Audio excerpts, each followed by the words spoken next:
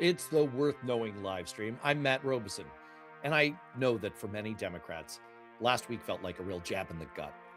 The Supreme Court's evisceration of the Voting Rights Act, combined with the Virginia Supreme Court overturning the Democrats' counterstrike map, which was meant to restore some balance after Republicans' outrageous gerrymanders in Texas and elsewhere, was a 1-2 punch that left the media running all kinds of stories saying the midterms are wide open again. Republicans think they've got this. Trump victorious.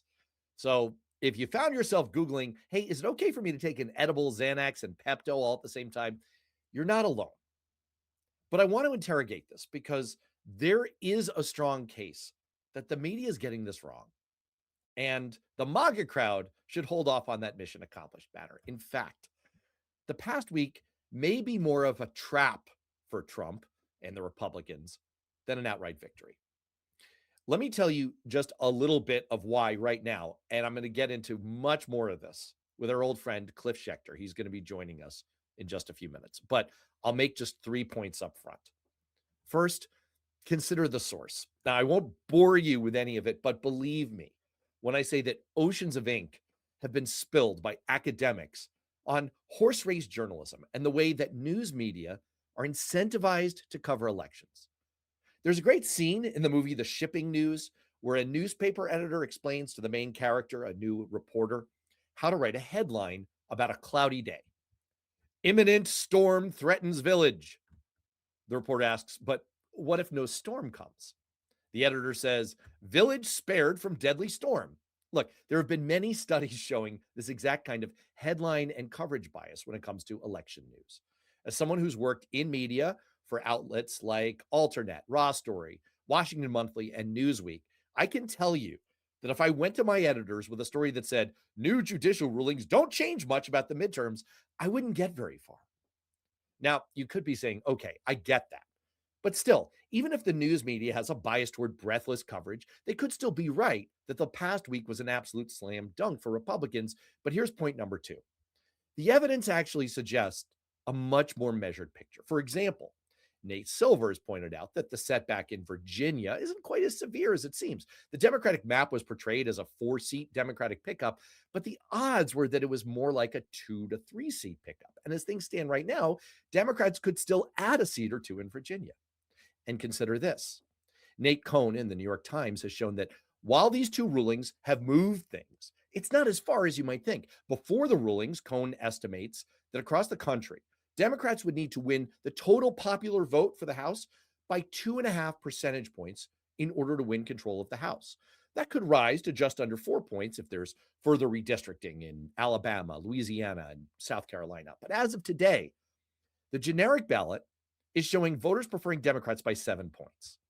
And history shows that this far out, the generic ballot is actually not only pretty predictive in terms of the final result, but also it almost always moves against the party that controls the White House in these kinds of midterm elections. So if you're reading a story that says the path for Democrats got narrower, harder, tougher, that's valid. I'm not trying to sugarcoat and say that the last week was good, but they're still the strong favorites. On Polymarket, for example, on May 1st, Democrats were given an 84% chance of winning the House. Now it's 78%. And finally, number 3, remember this. Elections are not static. They're thermostatic. They react. I laid out some of this on my Political Rehab show, which airs every Friday on my YouTube and Substack. Worth knowing with Matt Robison, please subscribe. And there is a rich and well-studied history of voters reacting vigorously to these kinds of overt attempts to take away the power of their vote. The Yale Institution for Social and Policy Studies looked at reactions to voter ID laws and suppression messaging and found that they resulted in measurable mobilization, especially among older Black voters. MIT's election lab found the same thing, that when more obstacles were put in front of voters, it increased their desire to vote. The Brennan Center for Justice found that turnout rose significantly when voters found themselves in districts where their vote could make more of an impact. And one of the perverse results of all of this Republican gerrymandering is that they've diluted their own strength in many Republican districts, and they could have easily dummy-mandered themselves into losses at the hands of pissed-off Democrats, especially Black Democrats, who've had to put up with way too much of this for decades and decades. I want to talk much more about the other reasons to feel like maybe Republicans shouldn't be hanging or measuring any drapes, why this is all a big potential trap for Trump and his whole party. And to get into all of that, I want to welcome in Cliff Schecter. It has been too long. It has, my friend. How are you? I am doing great. I am not going to doom scroll. Let me hit you with the reason not to doom scroll. You pick up the baton. We used to run track together in high school. I'm going to That's hand true. Were there now, because you were more of an 800 runner? I think they made me run the 4x400 a few times just to Yeah, punish man. me. Medley And so relay. we may have done a handoff there. So pick up the baton for me here. The question right now is the redistricting war, the judicial rulings over the past week. Really bad news or media overreaction? What's your take? It's neither. It's laughable is my response. What happens when you're in this kind of a situation, and mind you, we've seen numerous people that are professionals at this, and people I trust who've done this stuff for years, who aren't corporate media hacks who have to say, well, so if one side, then the other side, and also, as you pointed out, need to create headlines so people read the pablum they put out. When you see these kinds of results, they only point towards one thing. Now, look, things could change. Polling is a moment in time. Will Trump have some huge victory? Hey, Trump's just going to turn the corner sometime soon. He's going to be presidential. We could say anything we want. What's going on right now is he has basically screwed people who are, a lot of whom are his base, in every single way possible. He's either lied to them directly about his campaign promises, see Iran, see release the Jeffrey Epstein files, which he's losing the war in Iran by any measure, and the Epstein files, he's in there more times than Jesus is in the Bible. So, yeah. And then second of all, when it comes to all of this, you want to talk affordability, you want to talk corruption, you want to talk any of this stuff. Like, these guys have pioneered new ways to steal crap from people, and they've made it quite obvious. They haven't hidden it in the slightest. These stories have been pretty big. So add it all up, and you've got what these judges have done is they've shown us something, and I swear I hope they've shown Democrats what I've called the Supreme Court forever, at least 6 of them, which are Republicans in robes. They're not conservatives. They could be conservatives and actually come to conservative conclusions that I could respect and disagree You're not with. suggesting the Republicans should disrobe because, dude. Not Alito, anyhow. If we're thinking about some of the ones on there right away, please put more clothes on, Alito. That would be better for us. I'd like to put him in a second robe. Yeah, can we put 3 more robes on him? Yeah, That would be awesome. The thing is that already, for example, they've pulled one of the districts in Florida that they've, cheated in, redistricted, call it what you will, that's supposed to be redistricted for them. And Democrats are up 12 in that poll. In Texas, they redistricted, so they stole 3 seats, but it was largely based on their performance last time among Latinos, which was a unicorn. And I had Mike Madrid on my show, former California Republican Party chair, Lincoln guy, but moderate Republican, hates this Republican Party, whatever. He said he's never seen these numbers he's an expert on Latino polling. He looked at it and he said, not just, forget about the, whatever it was, 55 to 60% of Latinos that voted for Democrats. Among the ones who'd voted for Trump, that 40 to 45, 56% of them, so more than half of them, said they wouldn't even consider voting for him again. We haven't even gotten to farmers, who he's triple screwed. Tariffs, the taco tariffs. Hey, tariff on, tariff off. The deporting 300,000 of their workers, and now a third of fertilizer being stuck in the Strait of Hormuz, right? Like a hamburger in Trump's throat. In the end, what it comes down to is I just read a piece, maybe we're going to get to that at some point, I don't know. Bankruptcies in farms are up 70% in the Midwest. You wonder why polling is showing Democratic candidates winning in Iowa, why Dan Osborne, the independent in Nebraska, and polling is tied with Ricketts. This is the stuff that's going on. So again, what we saw happen in Hungary with Peter Magyar, and it's a pretty simple formula, which we can talk about as the show goes on. But what we saw him do to win 69%, I think it was, all you kids out there can make your little jokes. The kids these days would prefer to if it was 67%. I know. I get That's the how far we've 6-7 come. stuff from my kids all the time. And I'm like, will you shut up? If I say that's 6 or 7 times 6, I'm like, stop it. But we've seen it here. Iowa, classic example, right? There have been 6 special elections since Trump's number started crashing, which is pretty much a few months after he was he came into office. We've won all of them. We've overperformed in all of them by double digits, some by 20 points. Two of them were red to blue switchovers that we actually picked up. That's Iowa, one of the more farmy states there is out there. And I could go on and on from that. Again, But I want to pick up on that exact point. Can I summarize it just quickly? Yeah. When there's a wave of this, and this isn't a wave, this is a tsunami that could reach 1974, 1934 type proportions. When you have that, district lines crumble. It doesn't matter anymore what the district lines are. I'm not saying not in the slightest, but almost everything is winnable.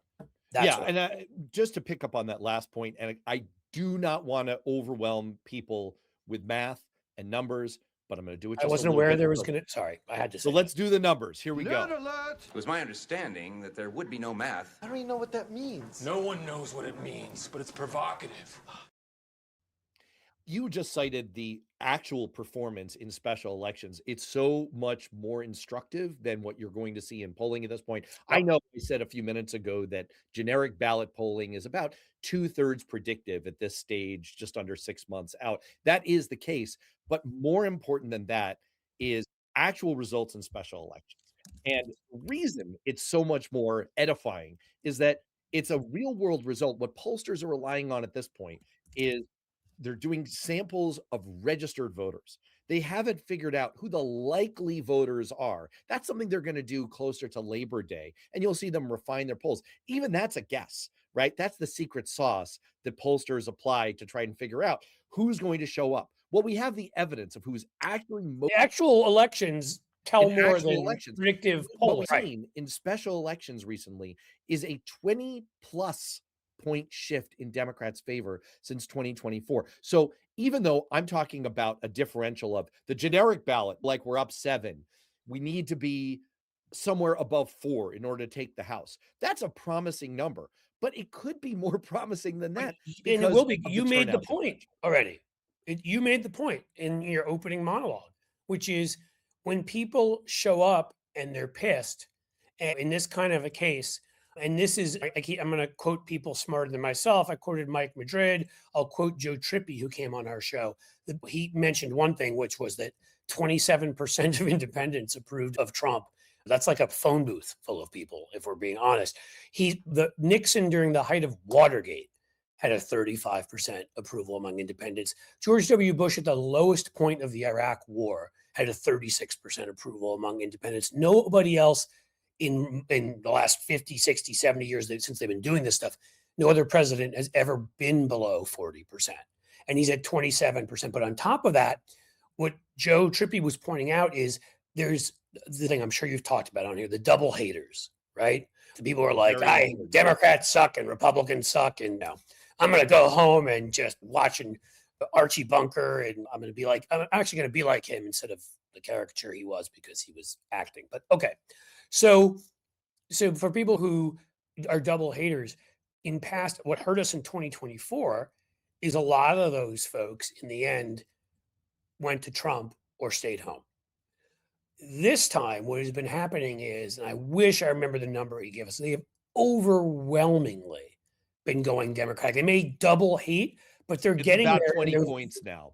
Yeah. And so you add these things up, and again, I don't need to look to let's look into the crystal ball. Will we finally get the hovering skateboards? I don't think so anymore. I'm pretty pissed. It's been 11 years since we were supposed to have them. I'm just going to point that out.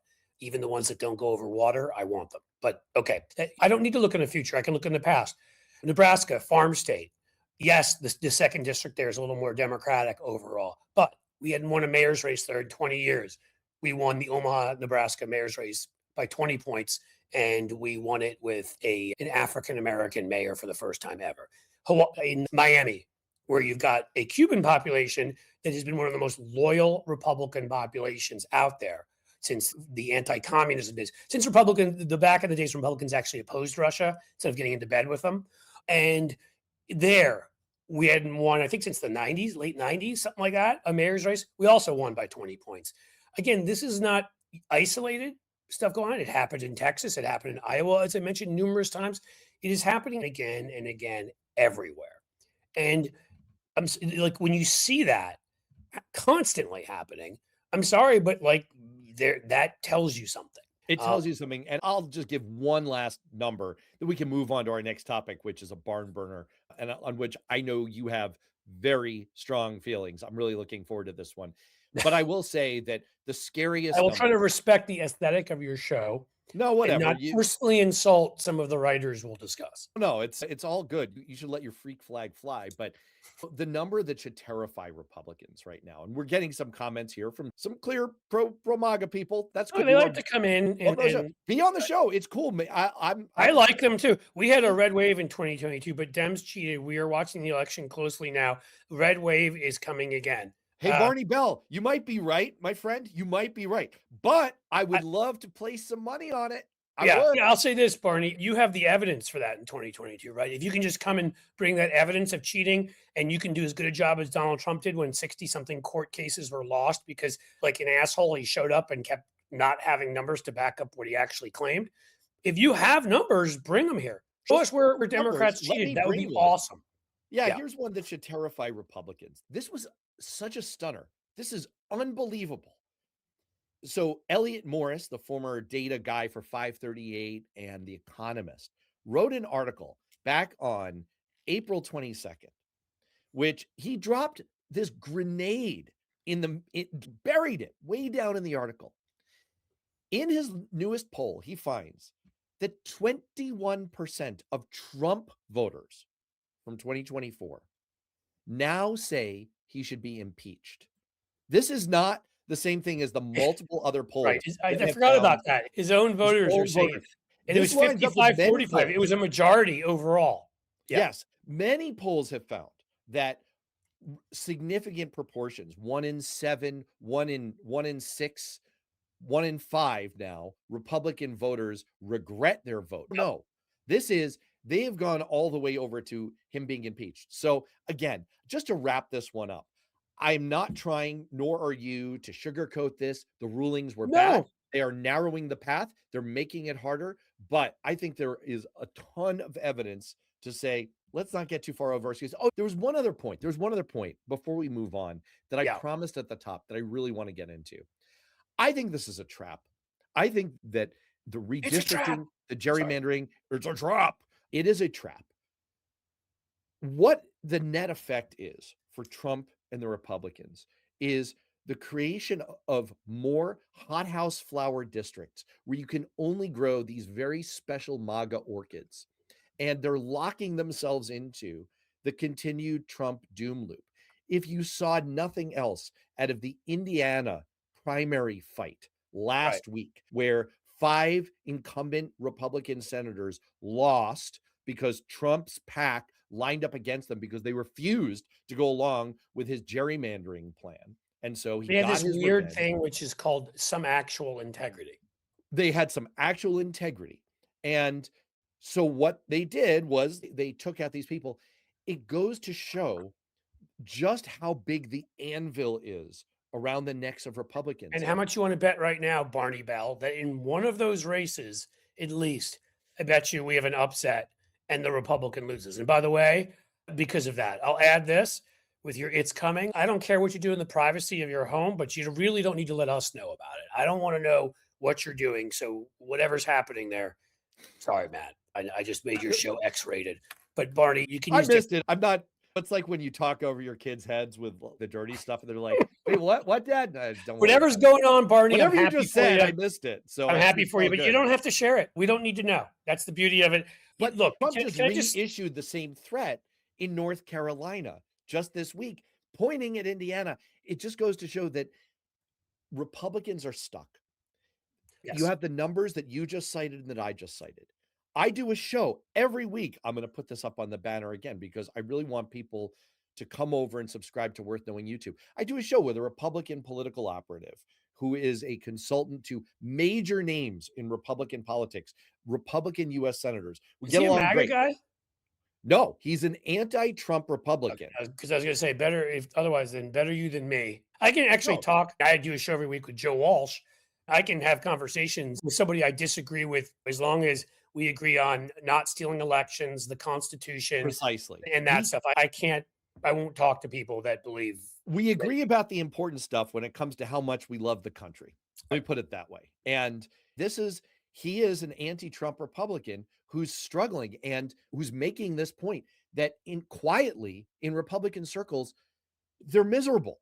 Yeah, they know. The Republicans know. They're looking at number. They wouldn't be doing all of this if you look at a race again. And I'm not gonna. Who knows what happens in the end and whatever. But when you look and you see a race in Mississippi that's in single digits, a Senate race, and it's not even far apart. It was like 6 points or something, and you have this Democrat running who apparently is just charismatic as hell. He's doing the formula that, again, Magyar did, where he went to these rural areas where the Fidesz, if I'm pronouncing it correctly, party had dominated. And Magyar spoke to them, told them why he was running against corruption and that they had been robbed by the corruption of Orban, whatever. And he did really well there. As we know, Democrats don't need to win rural areas. They just need to not lose 80-20. If you lose even 65-35 or 60-40, they can actually do really well in a lot of states that way. So to me, again, the fact that I don't expect to win Mississippi, but if Republicans didn't cheat, we'd have a hell of a chance with 38% Black population and about 41 to 42% minority population overall. But they do, and they'll suppress a few percent of the vote because they always do that.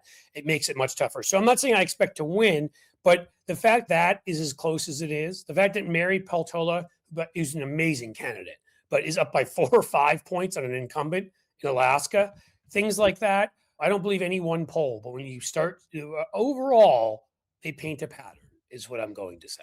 Absolutely. And just to close this out for a second, I will say that we have a couple of comments here. I'll say, first of all, Barney Bell, I'm sorry, I missed it. I didn't even know what Trump said about you, but hang in there, man. We like that you're here. We genuinely do. In fact, and Barney, it was me. It wasn't Matt. Don't punish Matt.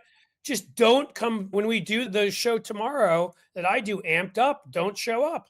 You don't have to come to my show. Matt, Matt, he's more respectful than I am. I'm kind of a dick. I'll be honest. I'm kind of a dick too. I'm subtle about it. I'm a stealth dick. Speaking of which, I'll even put up a comment with which I profoundly disagree from Roy Whitaker.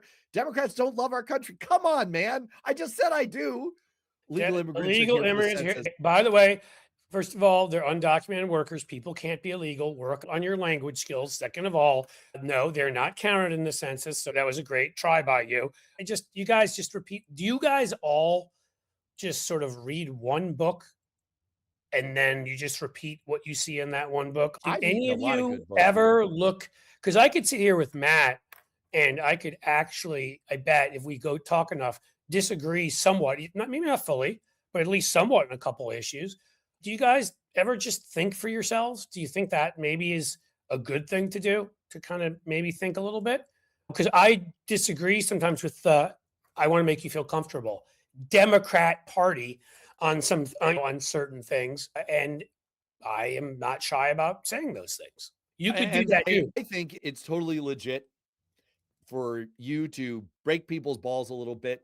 And I think people can deal with it. You know what, me? I'm sorry. It is my natural way. It's because I have fun doing it, but I can stop, Matt. And you know what? People are welcome to go right back at us here, and I'll even put the comments up. People know that I like putting up mean tweets about me. Yeah, me too. So you guys understand out there who do this stuff. I just want you to get this. I like stages of denial and everything. I always say, "Oh, that's a nice one." There's 3 phases of when you become even a semi-public figure and you start getting the people who hate you and insult you and whatever. The first phase, and I went through this when I wrote a book about 15 years, however many, probably more than that, years ago, was like, wow, why do they hate me? Why it hurt my feelings? Why are these people so mean to me? And blah, blah, blah. Took me about a year or two, and then I went through my second phase of, I don't care. It doesn't make a difference to me. And then you reach your final phase, which is it's actually hilarious. So again, if you want to get me upset, you're not. All you're doing by insulting me is actually amusing me. But you do it doesn't bother me either. And by the way, want to keep doing it. I enjoy it. So bring it. Here's the kind I like too. Here's a great comment from Mary Cash. More people should be like you, Mary. I listen. Yeah, that's fair. Side with Republicans. That's cool. So Mary Cashin came and said that, and guess what? I wouldn't make fun of her. I wouldn't mock her. No, she didn't come in here. to insult anybody, but if somebody comes in here and insults me, I'm sorry, I have to laugh at their insult, and then B, I feel like it's my duty as an American to mock them back. I don't know. Speaking of things that This country was founded upon mockery. speaking of Spain. mockery, Come I on. think we both want to have a go here at the op-ed from New York Times columnist David French over the weekend I about think he pronounces it Francais.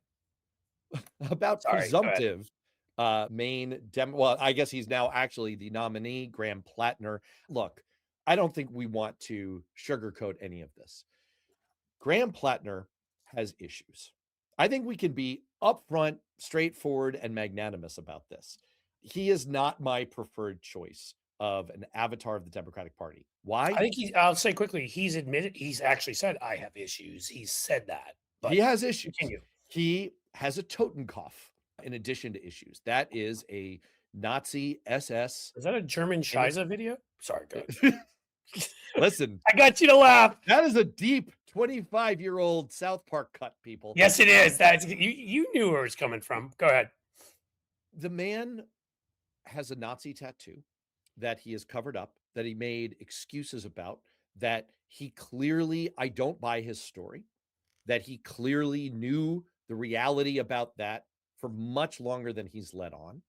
And French, in his article, basically said Democrats who are making the argument that he's the lesser of two evils are missing the point. You are on a slippery slope sliding toward Gomorrah. I think you and I, we're both Democrats. We're both Jewish. I think we had some rather strong feelings about this. And I would like to invite you to go first, Cliff. What did you make of David French's argument? I'd like to make lesser of 2 two evils? points. One will be about Platner and one will be about French. The point about Platner is of him and Janet Mills, he was my preferred candidate. And I'll tell you why. Because to me right now, we are in a moment where anybody who takes a look at what Donald Trump has done to our Constitution, what Republicans are doing in cheating and gerrymandering and making rules for their own people through the Supreme Court that they can rip apart black districts and things that were built based upon Black Americans being fire hosed and having Bull Connor release dogs on them, and they're willing to destroy their civil rights. We've got all of that going on. And then on the other side, obviously, Virginia, the court won't even let Democrats do the same kind of thing. So when Janet Mills came out, one of the first things she said, I actually initially was going to support her when I heard she was running.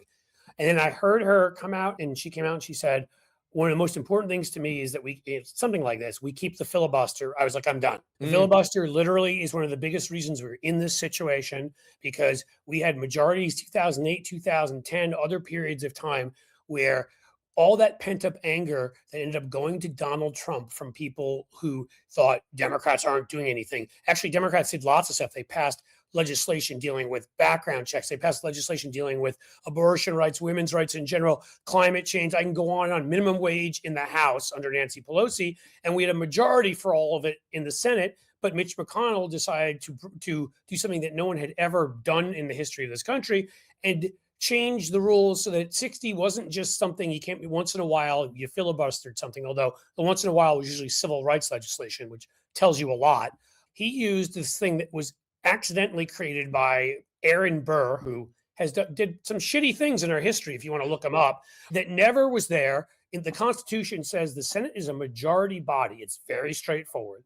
And that the presiding officer determines the rules of that body. And there was no such thing as parties. They didn't want parties in the Constitution or a Senate majority leader or anything like that. So what am I getting at here? What I'm getting at is Kamala Harris, when she was VP, or Joe Biden, when he was VP, I just wish they'd had the courage to stand up and say, it is clearly against the Constitution. I'm declaring that law unconstitutional, and we're doing a 50 vote. And they should have just done it because it's what Republicans would have done. Let them try to stop you in court. It'll take a while, and they're wrong. The Republican judges don't care. They'll cheat for them. But so to me, when Janet Mills said that, I'll just say quickly, right away, I'm sorry, I would have supported almost anybody else. If you in this moment want to make sure we still can't pass legislation, because I'm sorry, no matter how well we do, we may win, I've said 7 to 9 seats in the Senate on election night. That's still not 60. Second is Platner. I'm sorry, and Matt knew me back then. I was young. I was dumb. I did stupid things when I was a young male. Young men do stupid shit. It is in all of us. It is in our genetics. It is in. Hopefully, we do less dumb shit than what he did. We But both have two there are sons. We get to see this in real time. there are things I look back at and I absolutely hugely regret that were insensitive, that were obnoxious, that were stupid. And I'm Yeah. just going to say, I don't believe with him. It's funny. Joe Walsh agreed with you on that, and that's why he has a big problem with Platner. I think when he got the thing originally, yeah, he probably knew it had a Nazi connotation, but he thought it was cool. I went down to 8th Street to Mark's place when I was 15 and got my ear pierced, which would have been illegal in most places, but New York in the 80s. And my parents were about to throw me out of the house and whatever. I'm not saying getting your ear pierced is the biggest deal, but I did that and didn't listen to anybody else. And my high school was pissed and didn't like it and threatened me and whatever. You know what? We do dumb things. I believe he did something dumb. He didn't fully get who it hurt. He thought it looked cool. And yeah, he's probably lied since then about when he found out about it and what he did, because he probably was like, okay, maybe bad, but I already have it, kind of thing. I think there's other things like that too. But I think to compare that to Donald Trump in any way, shape, or form is so intellectually dishonest. It's who is it who I saw somebody say this the other day? At least I used to respect David French. I'm not going to even read him anymore. Ted Cruz got up on a stage and told people in 2016 that and Republicans have said this since, that Democrats, you see it on a video, of course, Democrats were having afterbirth abortions. By the way, folks, that's not a thing. That's known as murder. Okay. And if somebody does that, they're committing murder. There is no such thing. He lied. He said that he'd seen images of baby parts. Within, I don't know, a month, a crazy person walked into a Colorado Springs Planned Parenthood muttering about baby parts and murdered 4 people, including a policeman, and injured a bunch of people, shooting them. What kind of character does he have? What kind of character does Josh Hawley have, who went like that to a crowd of people to instigate a January 6th coup and then ran away like a little fucking chicken when it came time, when he got scared for himself? If you're going to question Graham Platner's just for getting a tattoo and for saying some stupid stuff online, why don't we question the actual actions or vitriolic, and I would say blood libel words of Republicans that have led to people being killed, being attacked, a coup? And so, no, Graham Platner has issues, is where I'll kick it back to you. Graham Platner has But issues. Strom Thurmond served in the Senate, and he raped his housekeeper, who was really probably likely a slave and didn't have a choice, even though it was after slavery.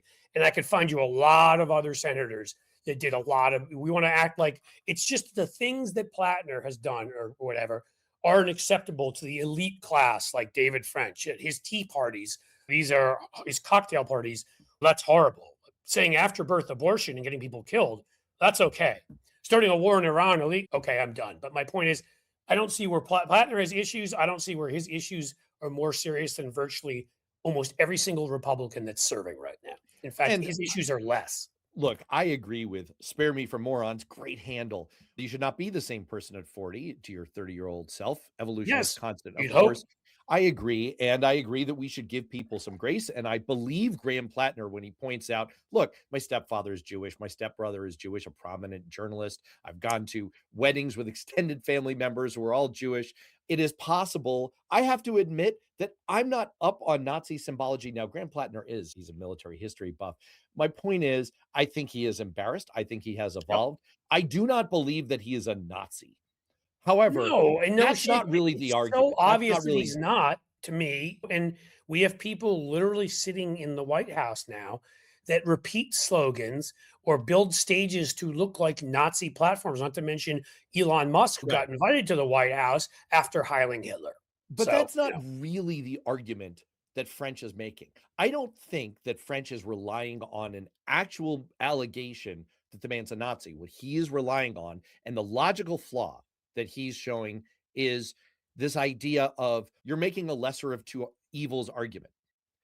Yes, I am, David. I am making that because the lesser of two evils is, guess what? Lesser. And we've seen this movie recently in the Democratic Party before, and it's a painful and fraught episode. We saw this with Al Franken. There was a theory that oh my God, that is still one of the bigger ridiculous twisties. there was a theory that we have to pursue some kind of moral superiority, clarity, litmus test purity around what was obviously and very clearly documented as a MAGA sting operation setup job meant to entrap him. I'm not And defending Al Franken's he was behavior. a comedian. Let's put that out there, that some of the things he did, the context is different than somebody doing them as a politician. Absolutely. And I am not defending his behavior. And by the way, neither did he. But what happened was, for political purposes, i.e., Kirsten Gillibrand thought she was going to be president. Love And you, her dad was a Senator. Republican lobbyist in Albany, and she has a lot of connections on the Republican side, and she'd been anti-immigration, pro-gun, and she's one of my least favorite Democrats, and I can't believe she actually represents New York, but she does because Patterson was a corrupt whatever and appointed her. Okay. And in order to elevate herself, she pumped up this issue and essentially demanded. Now, look, again, this is not to defend Al Franken. The point is, we go on these purity witch hunts at our own peril. I'm not defending him. I'm not defending Graham Platner. I'm offended by his Totenkopf. Believe me. But the lesser of two evils is indeed the lesser of two evils. We're in this for the survival of the Republic. And yes, I truly believe that Graham Platner in the U.S. Senate is a far better outcome, especially if it gets us the 4 seats we need to deliver a Democratic majority that can actually put up a serious guardrail and protect us from Trump. Isn't just playing footsie with the idea of a third term for nothing. And the MAGA success. He's going to run for, if he's alive, and again, I'm not saying 86-47, so don't come arrest me, dude. I'm talking about, if you look at him, he put on, I don't know how many pounds last week. That is a sign of fluid building up he has heart disease. It's obvious to anybody who understands it. I saw my dad go through it. I'm just going to say, quite simply, the reason he's still here likely is because he gets better treatment than anybody else in the world. I don't know that he will still be with us at the end of this year. If he is still with us when 2028 rolls around, I promise you, it does not matter what the Supreme Court says, although they'll probably say whatever he wants. It doesn't matter what the Constitution says. He will run again. And everybody's like, oh, he won't do that. They're the same people that said, oh, he won't have a coup. Oh, he won't. He's broken every law, every norm, everything. So why would this be any different? This is a perfect alley, and I will go ahead and oop it to say that on Political Rehab, my Republican colleague, Matt, and I just did a deep dive analysis on this. And the question of, wait a second, isn't there the 22nd Amendment? Doesn't that protect us from Trump running for a third term?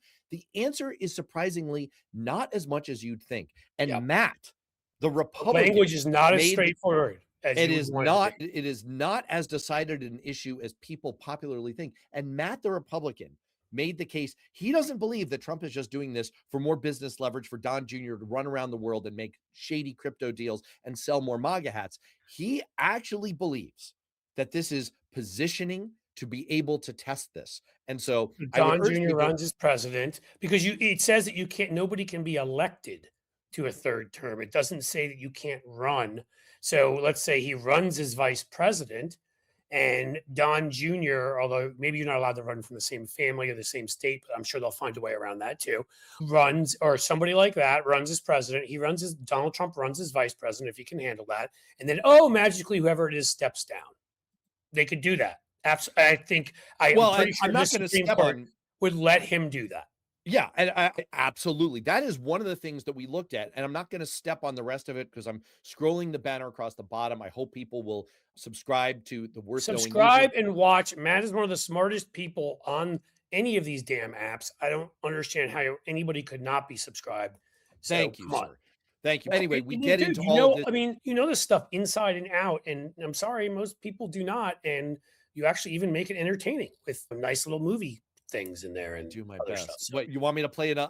You know what? Set me up for one, and we'll do another one of my little fun video clips. I will set you up. I'm just going to say in the end, I had a debate. It's ironic because one of the few issues that were, and again, though, part of the lesser of two evils thing is I keep saying this. It comes sort of out of the awesome speech that Michael Douglas gives at the end of The American President, which I think is one of the fantastic. So it's the mind of Aaron Sorkin, but it's true that we have the privilege of living in an advanced democracy.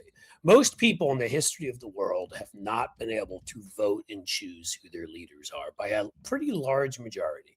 And so to me, if you say, I'm not going to vote for the lesser of two evils or whatever, then you're giving up your right to vote. And you don't deserve to live in a democracy, as far as I'm concerned, because you are saying that it's not important to vote, as opposed to, I missed one local election here in the history of my existence since I was able to vote. And again, I don't mean to bring this up twice in one show. It's because my dad passed away that day. I had to get on a plane back to New York. Otherwise, I would have voted in it. So to miss elections when you're given this privilege to vote for people and say, I don't like what they're doing, it's the lesser of two evils. As Matt said, the lesser of two evils is still the lesser of two evils.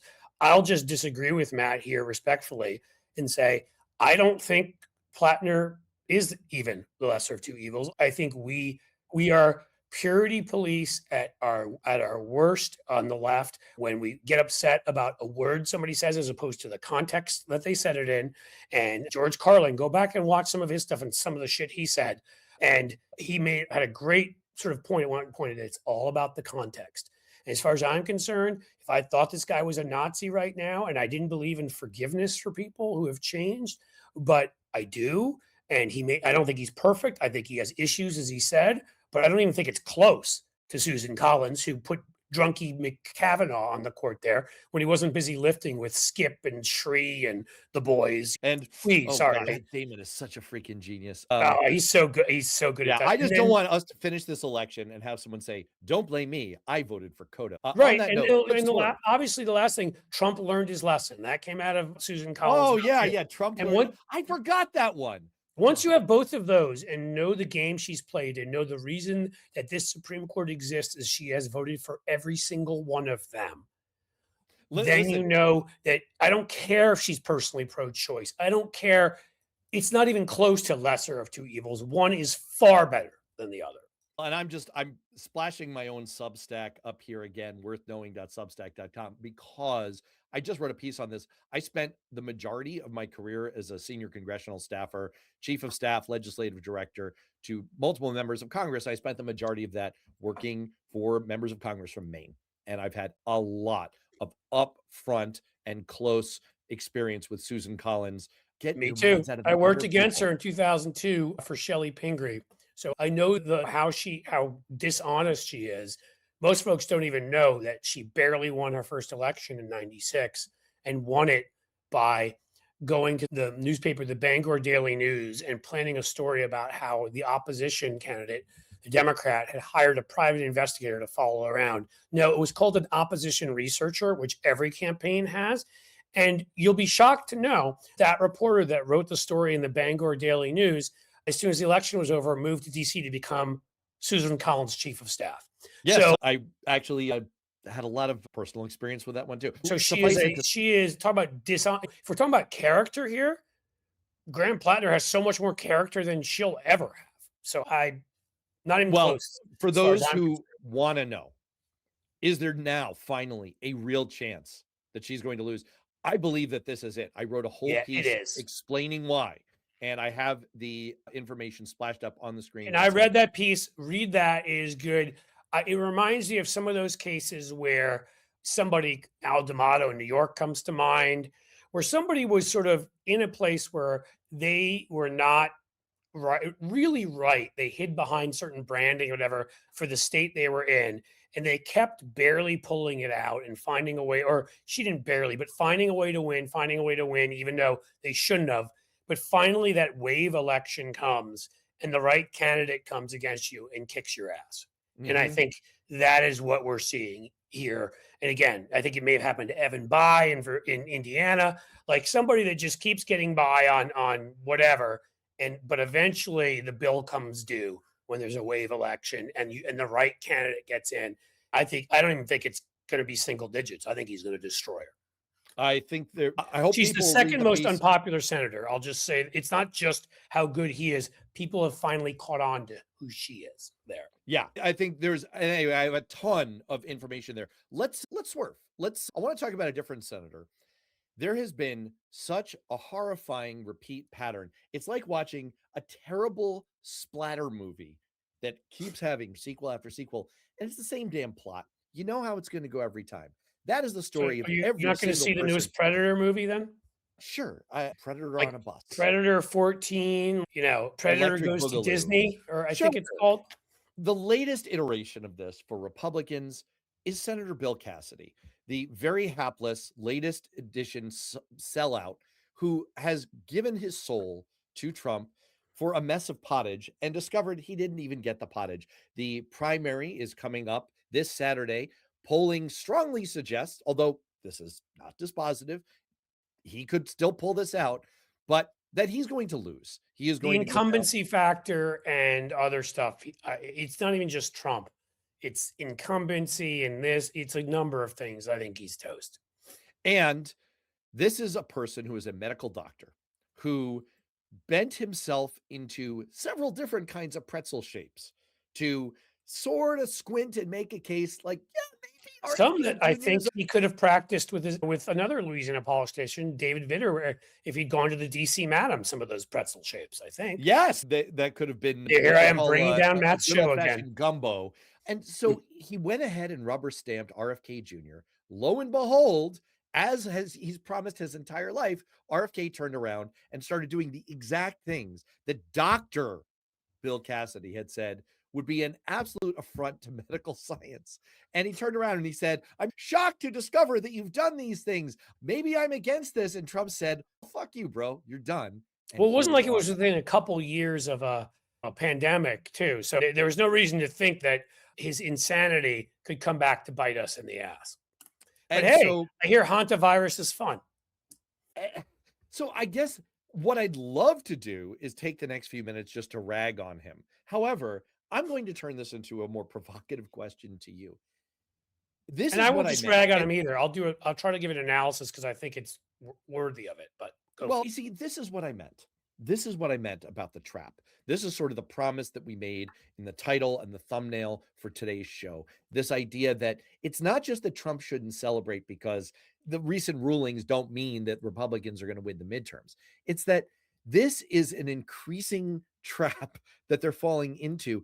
They cannot demogify themselves. They can't divorce themselves from this bizarre union with this very strange megalomaniacal guy. And here is the latest proof, someone who sold out everything that he had at his core and has gotten shivved at the very end. And we've seen this movie so many times before. Cliff Schecter, is there any hope that any Republican anywhere is going to get the lesson? I have Joe Walsh on your show all the time. The Are ones they who gonna got it, though, break like out of Joe this? Walsh, got it pretty quickly, or at least certainly during that first term. The thing about Cassidy is he voted to convict, which means he found Donald Trump guilty enough of crimes, high crimes and misdemeanors against the Constitution of the United States of America, that he felt he should be convicted and removed from office. But after that, somehow went back to kissing his ass.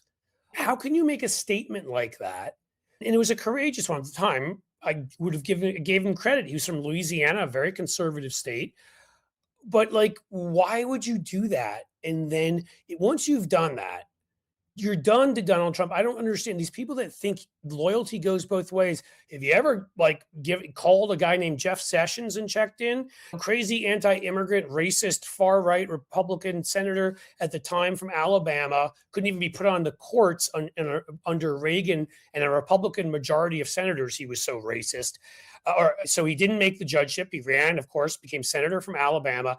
First one to endorse Trump. Stephen Miller worked for him. He gave Stephen Miller over to Trump. He should be held responsible for that forever.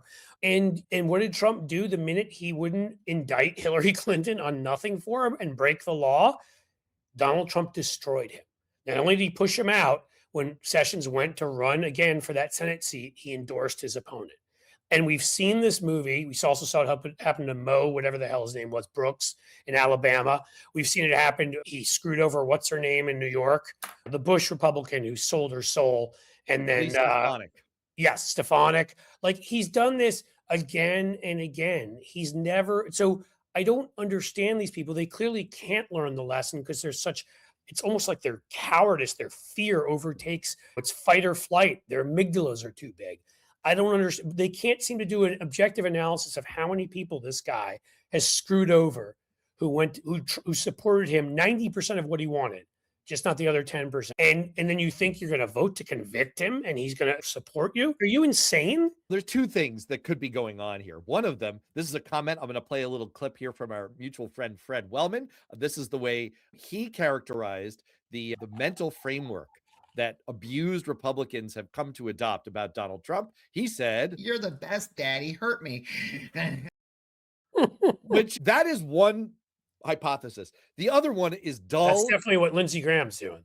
Yes. The other one is dull and it has math to it, but I'll try and skip the math and just say, again, like I do this on my show. I talk to a Republican consultant who does this analysis in races. He affirmed that this is absolutely true.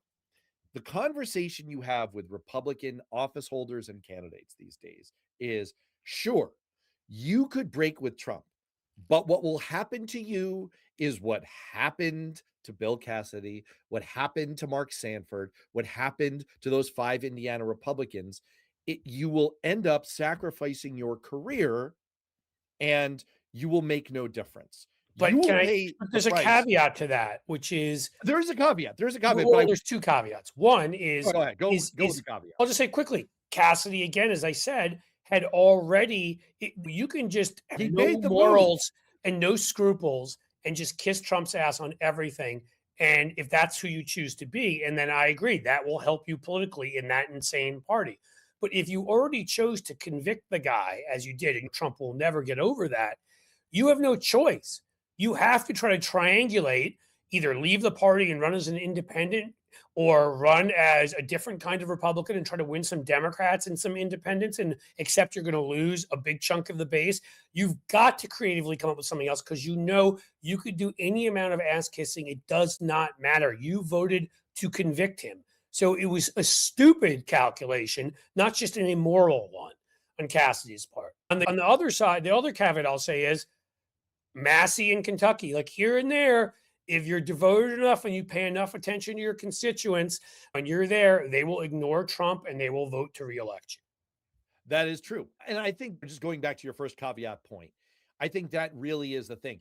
The counterexample here is once you've already crossed the Rubicon, once you've already gone there, don't try to sit on the point of the fence.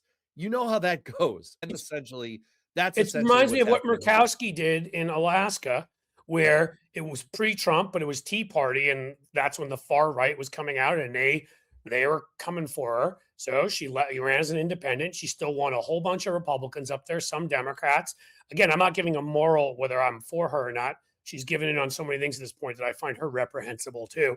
But I'm just making a political point. She saved herself by doing that. You do that if you've already betrayed Trump, or maybe you try the Massey way, or you do whatever, or you do a full Rubio, right? Or you just pull Rubio and you kiss his ass on everything, single thing.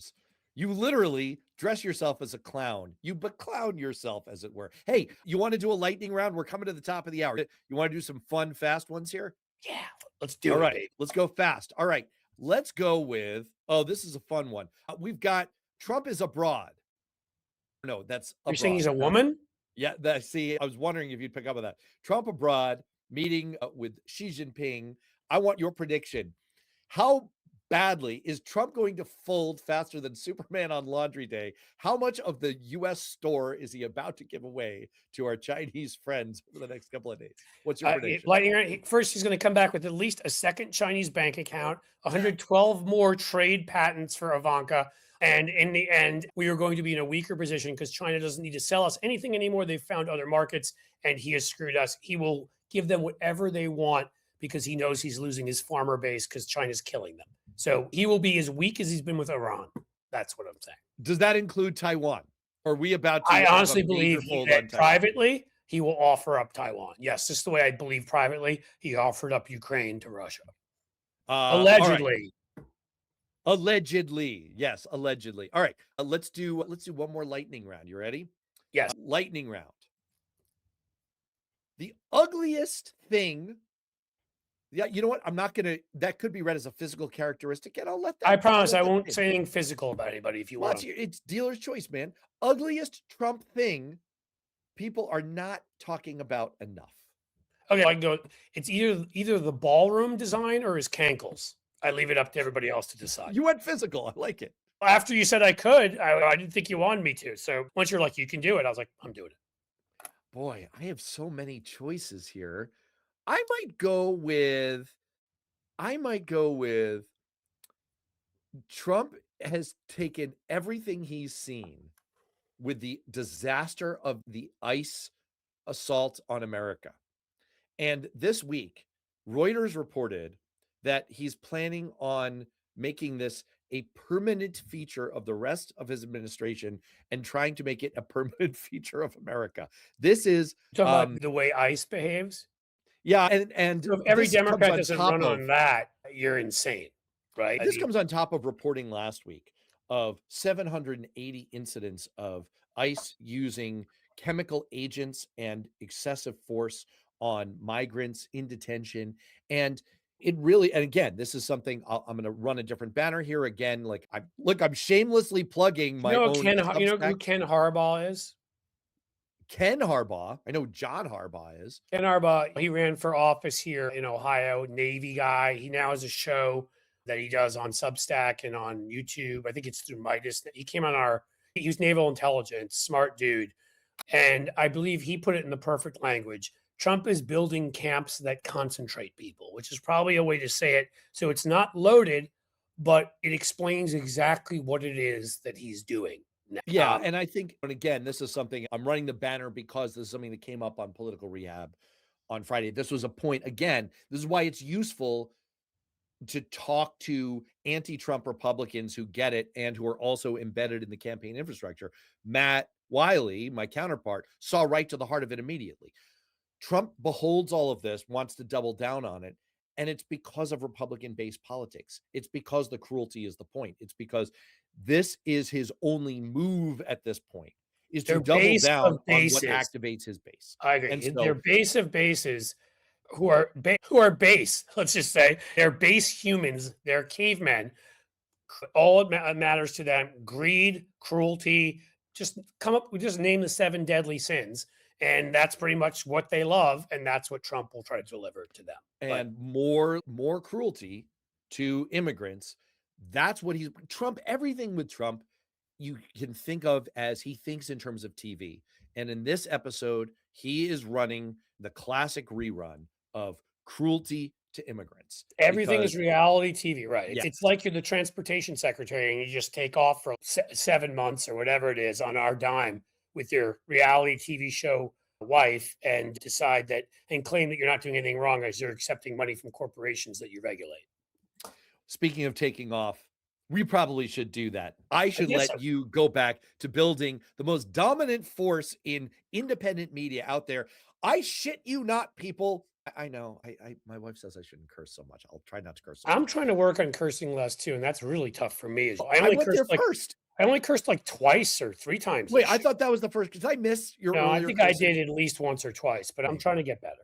All right. Let's just remind people right now. I'm going to put it right up, right here. Subscribe, Blue Amp Media, my friends. It's the simplest handle in the world. You can copy and paste it right here. You even have enough time to type it. Coming to dominate and amplify all forms of independent, center left to far left to reasonably left to as long as you're a fighter.